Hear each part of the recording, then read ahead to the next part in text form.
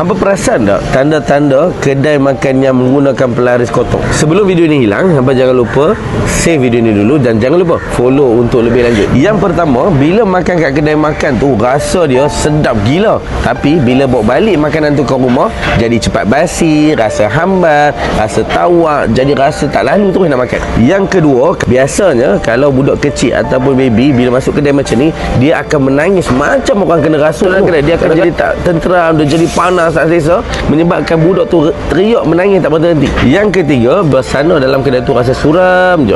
Bila dah masuk, kita rasa cepat-cepat nak keluar, tak nak rasa. Dan yang ketiga, bila hampa masuk kedai yang pakai pelaris kotor ni, biasanya lepas makan ataupun ketika makan, hampa rasa perut sakit bermula-mula, kerana rasa nak mual, tiba-tiba rasa menyucuk-nyucuk. Berkemungkinan ada pelaris kotor yang sedang hampa makan.